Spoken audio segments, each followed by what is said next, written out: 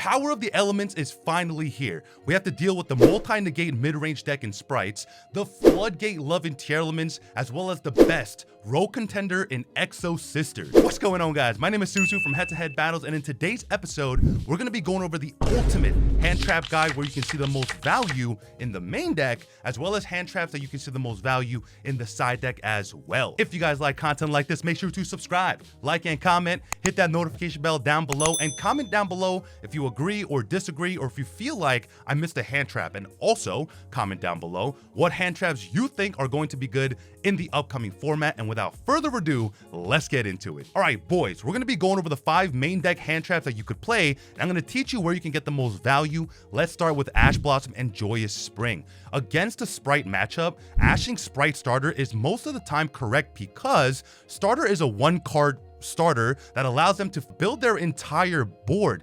But if you ash the starter, they now have to commit to a normal summon, and on top of that, have another extender to go into Gigantic Sprite. So realistically, if you ash the starter, they now have to commit 3 cards from their 5-card hand to be able to go full combo instead of 1, and then them going plus like 3 or 4, now they just end the board negative with almost no cards in hand. Now, if the Sprite player doesn't open the starter and does normal summon, the next best ash slot will be Gigantic Sprite. If you ash the Gigantic Sprite, they don't get the summon of Swap Frog from the deck, which means you're effectively cutting off their totally awesome access, which means they don't have the double toe negate on their following turn with Sprite Elf. So if you want to see the most value with Ash Blossom and Joyous Spring against sprites, hit the starter if they have it. If they don't, hit the Gigantic Sprite. Now, let's talk about the Ash Blossom and Joyous Spring matchup against tier elements. There's only really 2 cards that you really want to ash because there are so many cards that they can ash. Like,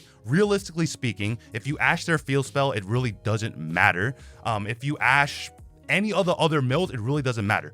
But the biggest points that you do want to ash is probably going to be Tearlament's Shaylin. Now, Shaylin will dump a card from the hand and mill 3 and special summon itself for free. But if you ash it, first of all, they don't get the special summon, nor the dump from the hand, nor the mill 3, effectively stopping them from playing the game if that's really all they had. Now, realistically speaking, that's most of the time not going to be the case, but you can see the most value on Ash on Siren. If you don't want to do that, the next best choke point for them is Tearlament Kikalos. Now, Kikalos does end up being an Omni Searcher for the archetype, but most of the time they are going to be searching Tearlament Meta Noise if they haven't hard drawn it. If you ash Kikalos and they don't have access to Meta Noise, number one, you're not dealing with the Book of Moon and pretty much a polymerization on your own turn.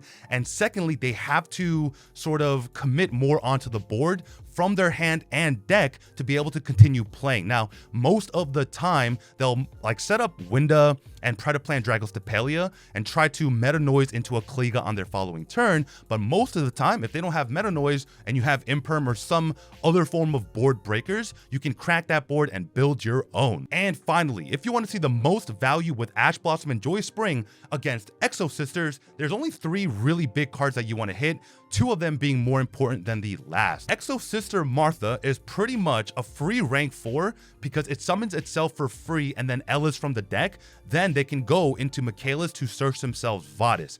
But if you ash the Martha, it sort of they need to commit to their normal summon and have another extender in their hand because effectively Martha can't special itself other than by its first effect, and if you ash that effect, they can't use it to special summon anymore. So they'll need like an Exo Sister monster that allows them to special from the hand, which, you know, most of the time, being that there aren't that many names, is really hard to do. The next card that you want to ash where you can see the most value is actually on your own turn when they flip over Exo Sister Vadis. Vadis is an insane card because it will summon them Martha and Ellis, and if they have DD Crow, you are literally going to get cooked. So if you ash the Vadis, most of the time, the only monster that they'll have on the board is Exo Sister Michaelis, which really doesn't even have its banish because Michaelis needs to have been summoned that turn. Now, This is the worst thing to Ash, but in a simplified game state, ashing Exo Sister packs is actually insanely powerful because packs will get them into Martha, Martha will get them into Michaelis or Asophiel or whatever else that player may need. The next hand trap that I do want to talk about is DD Crow. Against a Sprite matchup, the only thing that you really want to DD Crow is the Ronin Tonin to hopefully stop them from getting totally awesome access. But if they started off the turn with normal summon Swap Frog, you DD Crowing their one Ronin Tonin doesn't really do much because they can get multiple Ronins and multiple swaps into their graveyard. Also, you can also DD Crow totally awesome, but realistically, that is a 1-for-1 trade because if they go Toad effect to negate, it tributes itself into the graveyard, then, they'll go Sprite Elf effect to summon back the Toad, you DD Crow the Toad, and you're pretty much going on a 1-for-1 trade against the Toad because, they don't get another Toad negate, but you also do lose a card in the hand. In the tier limit matchup, DD Crow is where it shines the most because every single tier limit monster that activates effects in the graveyard needs itself to fusion summon. If you DD Crow the monster that, activated its effects, they effectively do not get the fusion summon. So in the early stages of their combo, when they only have one and they, want to fusion into Kikalos, if you DD Crow them early, it really does hurt their turn and they'll need Brand Diffusion or Polymerization plus the required monsters in hand to really, resolve their effects and move forward. Now, if you're up against Exo Sisters, DD Crow really does literally nothing except help them extend even further because when you move a card out of the graveyards, which means either or, all their Exo Sister monsters effects will trigger. So if you're up against an Exo Sister player, please do not main deck DD Crow and put it into the side deck. All right, so the next hand trap that I do want to talk about is Infinite Impermanence. Now, Imperm is actually really good against the Sprite matchup because if you Infinite Impermanence Gigantic Sprite, number one, most Sprite players will summon Sprite Red to dodge, like Ogre and Gamma and stuff. So Imperm is actually really powerful here. But if you Imperm Gigantic Sprite, one, you're not restricted to, only summoning level 2s. And on top of that, you're cutting off their Toad, or rather their Swap Frog summon access, essentially cutting them off from Toad. Again, if they haven't started the turn off with, normal summon Swap Frog, because in that case, they'll most of the time will always have access to Toad. Another high value target for Infinite Impermanence could be Sprite Elf. One, Sprite Elf is insane because you can summon back the Toad and it will stop that. And on top of that, Sprite Elf does have an effect where, the monster that is pointing to can't be targeted by card effects. So if you Imperm Sprite Elf, you can effectively clear, whatever other monsters that it is pointing to because now they are targetable. Now, let's talk about Infinite Impermanence in the tier limit matchup. Tier limit Shaylin is definitely a high value target, but you can't Imperm it because it activates and resolves in the hand, which means another high value target is tier limit Kikalos. Like we mentioned before, Kikalos is and always will be an Omni Searcher, and stopping them from getting access to tier limit Meta Noise is insanely powerful. All right, and on top of that, another tier limit monster, and I'm putting this in air quotes, that you can Imperm is Dragostapelia and Winda. Now, most of the time in the tier limit matchup, they rarely put up their full board because it requires some RNG and some variance. So if you save your Imperm for a problem monster on your own turn, you might see more value because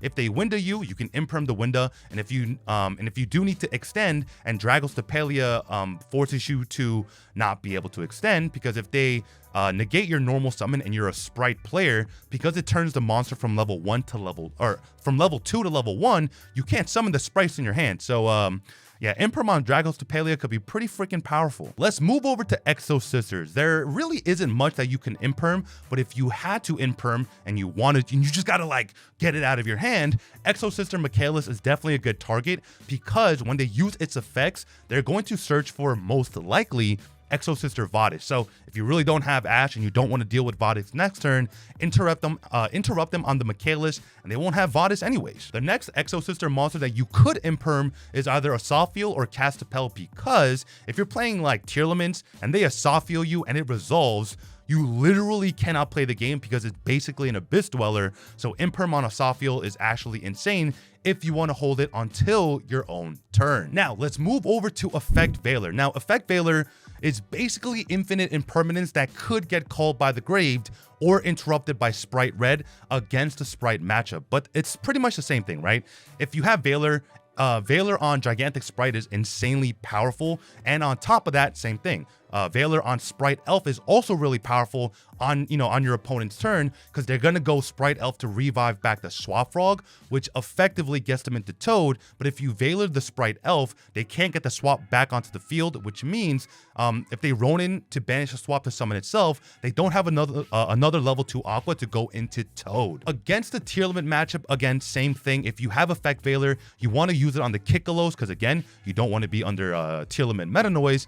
And on top of that, if you have Effect Valor and Nibiru, you want to be able to Effect Valor their Winda and then nib them, because Nibiru will not resolve under Winda, because Nibiru needs to summon itself and then it summons the token. But under Winda, you can only special summon one time, so Nib will never resolve under Winda. And finally, in the Exo Sister matchup, pretty simple, just Valor the Michaelis. That's the pretty much only target you can Valor. Let's move on. Ghost Ogre and Snow Rabbit. People are really anticipating this hand trap for the upcoming format, and I'll tell you why. So, if you Ogre Gigantic Sprite, I'm going to tell you this now, you're still locked under that level modulation. I know in past videos I've said that you weren't, but you actually are. I verified this with multiple judges, with multiple sources. So, if you Ogre Gigantic Sprite, one, they don't get the special summon from the deck, but you are still locked under that level modulation. Ogre effectively acts as a gamma, because not only do they not get the special summon, it clears Gigantic Sprite off the board, which means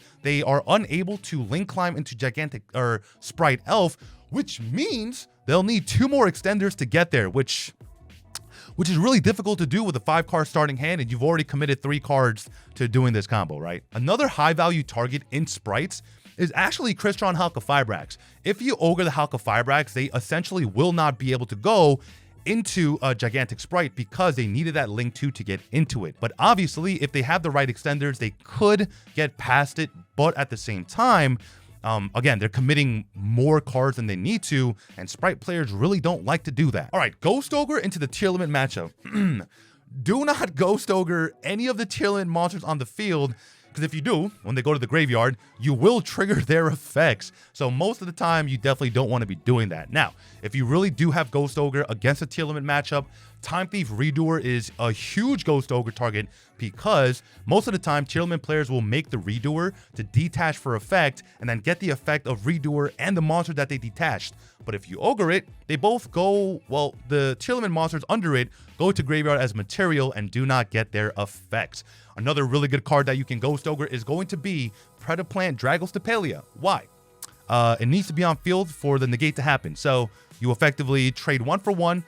They don't get the negate, but they still do get the level modulation, but no negate and no body to worry about. So keep that in mind. Now, Ghost Ogre against Exo Sisters is actually insanely good, because all the Exo Sister monsters need to use themselves as material for the XC summon off of their effects. But if you Ghost Ogre the Exo Sister monster, they won't have the monster to XC summon into. So, well, now you know, all right? Ghost Ogre's insane against Exo Sisters. All right, boys, that was it for the main deck hand traps. So we have Ash, DD Crow, Imperm, Valor, and Ogre. I feel like those are the 5 best hand traps that you could be playing in the upcoming format. But wait, there's more. While we have 6 side deck hand traps and tech choices that you could play, let's get into it now. All right, so for the first hand trap in the side deck, we're going to be talking about my favorite one, Dimension Shifter. Now, against the Sprite matchup, it doesn't really stop their turn, but it really does slow them down, because it really hurts them from getting into Toad, because unless they hard make it from their hand, they're never going to go Ronin effect in the graveyard, because Ronin and Swap are both going to be banished. And as a matter of fact, any card they send to graveyard is going to get banished, okay? All right, let's talk about Dimension Shifter against the tier limit matchup.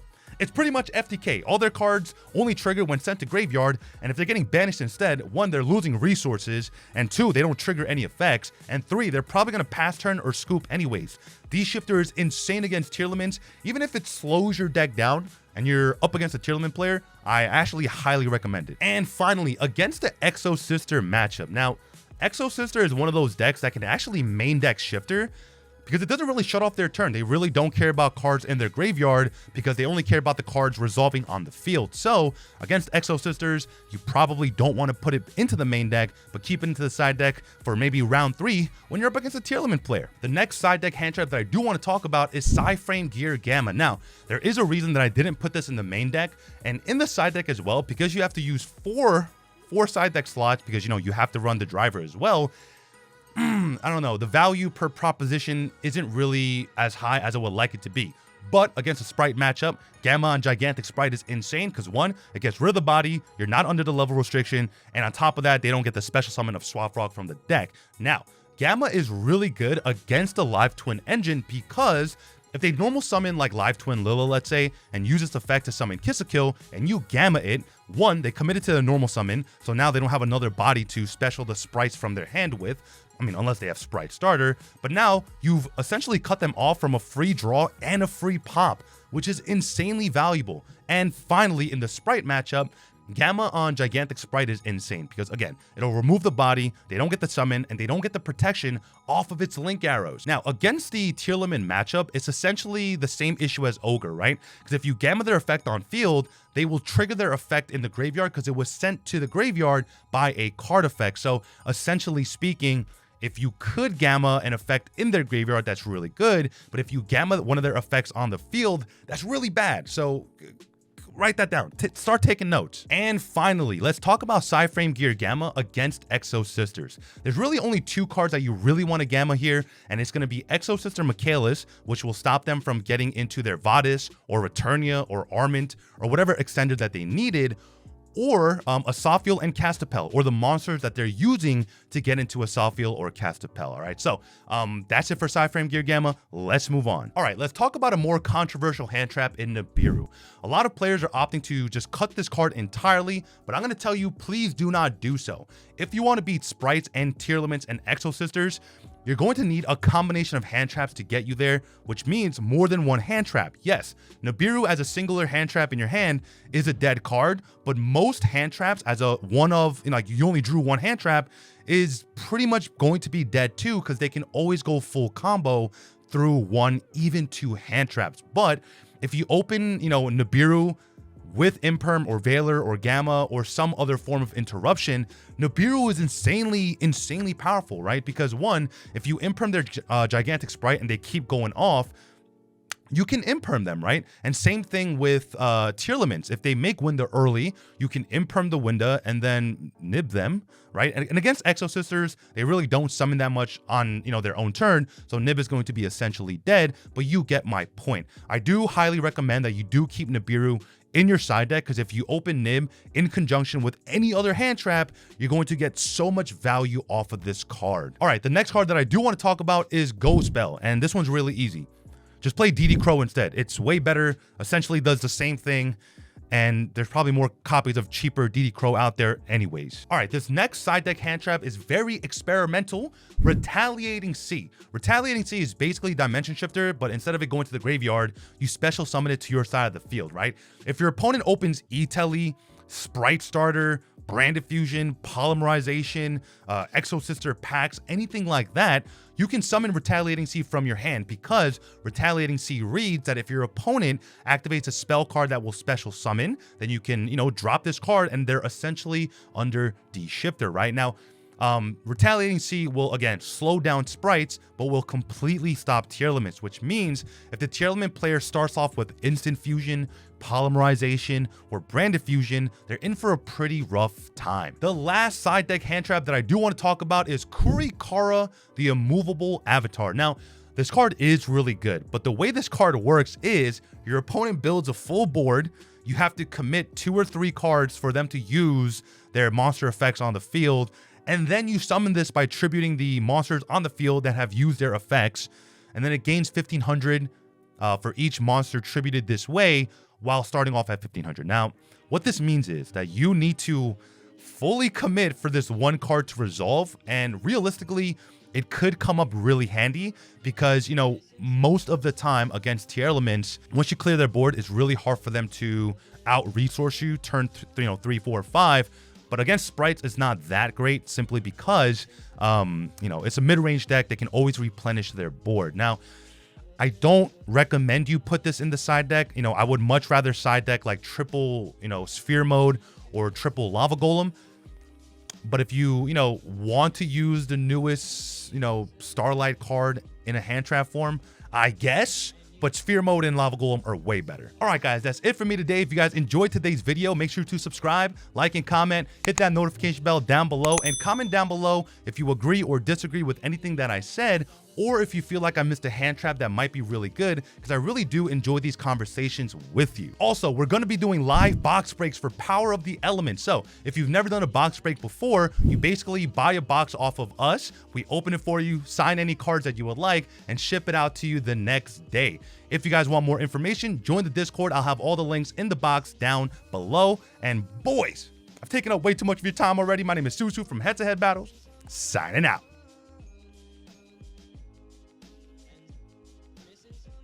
What's up, guys? If you haven't subscribed, make sure to click that button right there in the middle. Also, if you haven't watched that video that YouTube is recommending you, it's probably crazy, all right? Go watch it. This is Susu from HeadtoHead Battles, Head to Head Battles, signing out.